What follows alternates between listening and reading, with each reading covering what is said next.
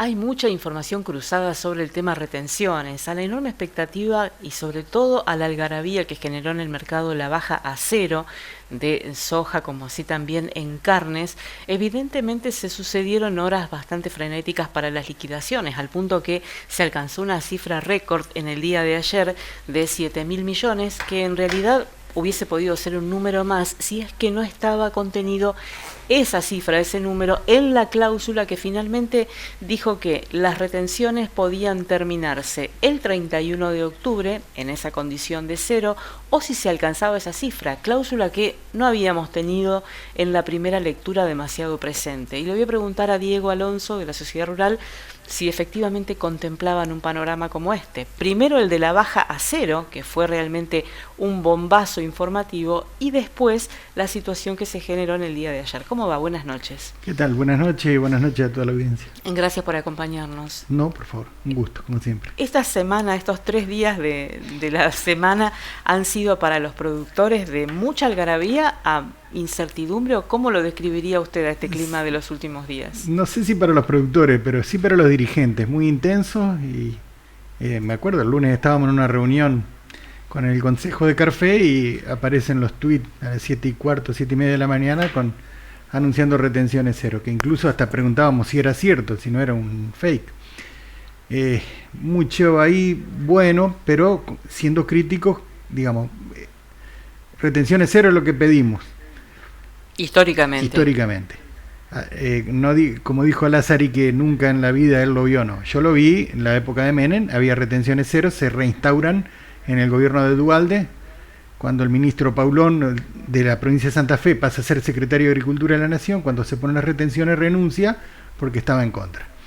Un poquito de historia, pero... Viene bien saberlo. Del 2001, donde entra Duhalde, hasta hoy, habían tenido distintas variantes, bueno, la 125 con Cristina y con el paro del campo, bueno, todas esas circunstancias, las retenciones móviles que llegaban hasta el 50% en soja, 50% en leche en polvo, que prácticamente era la partida de función de los tambos de la zona. Bueno, hasta el día de hoy, que el lunes, que bajan a cero, bueno, después de 21 años. Vuelvo a repetir, nosotros estábamos bastante contentos con la medida que bajen a cero, pero éramos críticos, que no sea temporal, que sea permanente. Y bueno, ahí había, considerando una cuestión política, una guerra por el precio del dólar, una debilidad un poco... Sí, una semana turbulenta en lo previo. En lo previo, con la política, o con una falta de confianza, con que se iba a devaluar, entonces la gente se refugiaba en el dólar, tasas altas. Bueno, a partir del lunes, con el abrazo con Donald Trump y con estas medidas de retenciones cero, el gobierno pasa a estar en el fondo del pozo, a casi sacar la cabeza afuera, con baja del riesgo país, baja del dólar, suben los bonos, suben las acciones argentinas en el extranjero. Bueno, todas cuestiones que hacen al mercado que recupera la confianza el gobierno. Pero lamentablemente 72 horas después, sabiendo que lo que ocurría primero, 7.000 millones, o el 31 de octubre se cortaba la condición de retención cero, bueno, terminaron las retenciones cero.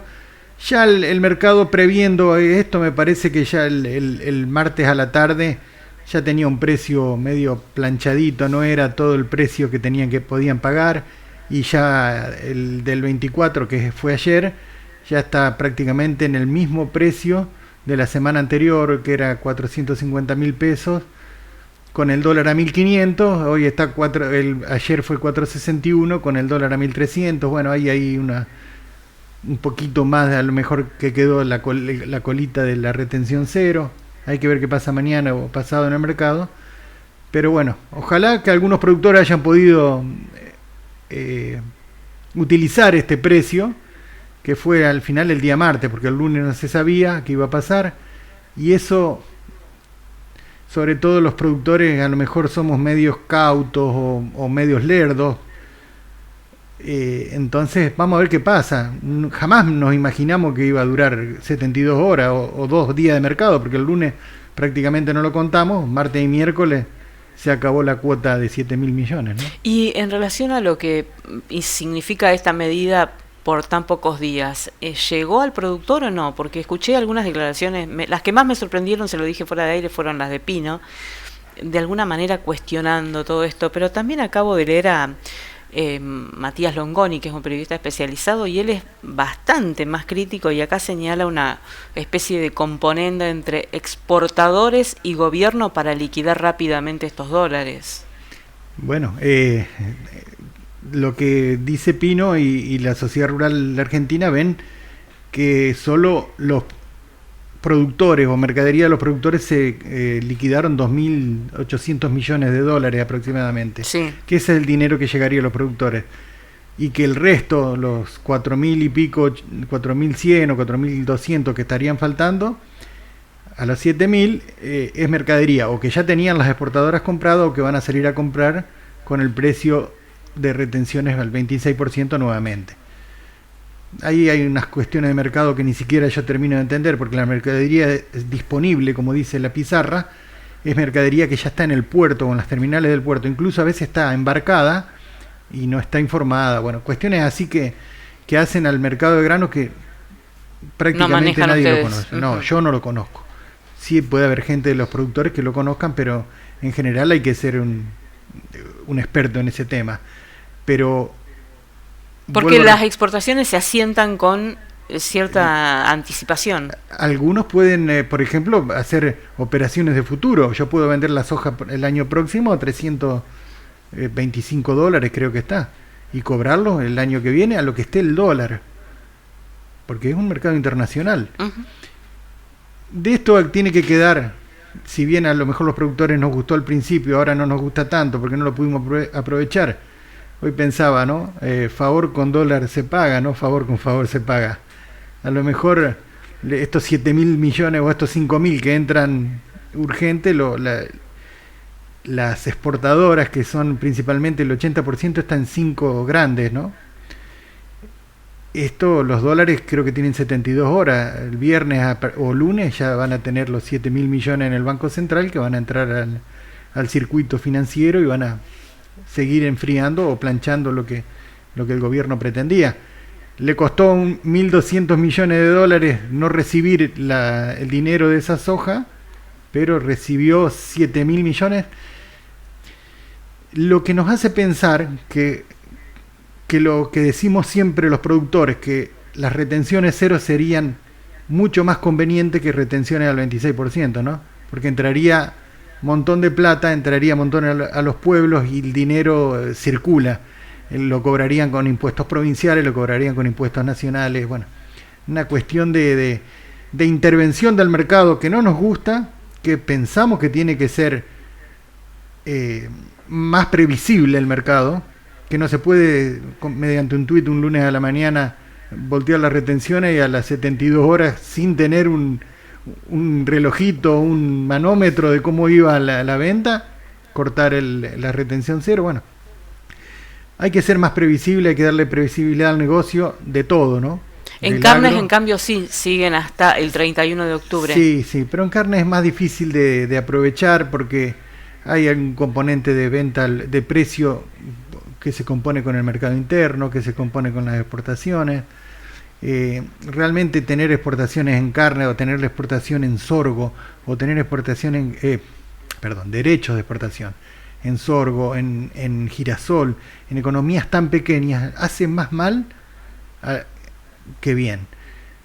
El gobierno recaudará 100 millones de dólares en todo el año por el girasol, siendo que es una economía regional muy importante en el Chaco, en el norte de Santa Fe, en ciertas regiones donde otros cultivos no se pueden hacer, y sin embargo se empecina en esto.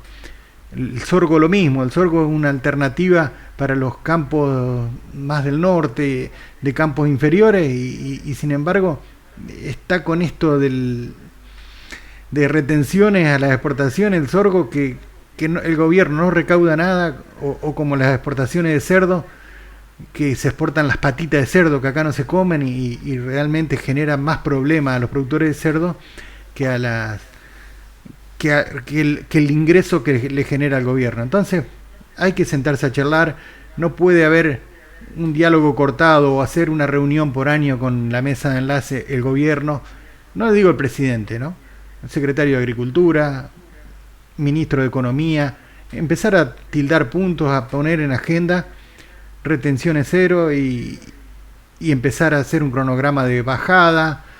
En esto, los diputados nacionales por la provincia de Santa Fe, mudos, nunca levantaron la mano por el Garrahan, que años atrás se financiaba con tapitas de plástico, ¿se acuerdan? Ahora se acuerdan que hay que poner una ley para financiar el Garrahan. En ese momento todo calladito.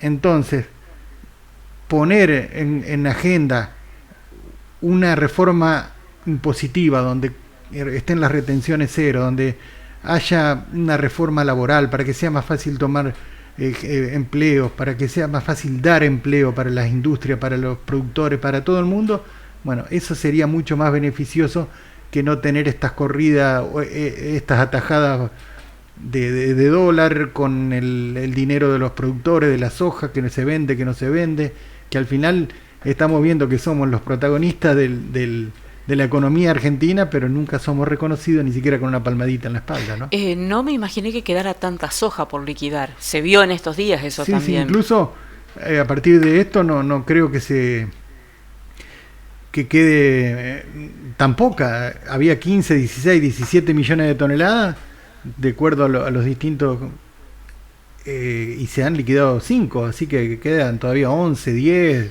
12. Puede llegar alguna otra medida sorpresiva. Y bueno, pero ojalá que no sea tan sorpresiva y tan... O por lo menos tan intempestiva. Y efímera, porque pasó como si fuera el viento del viernes pasado, ¿no? Muchas gracias por haber gracias venido.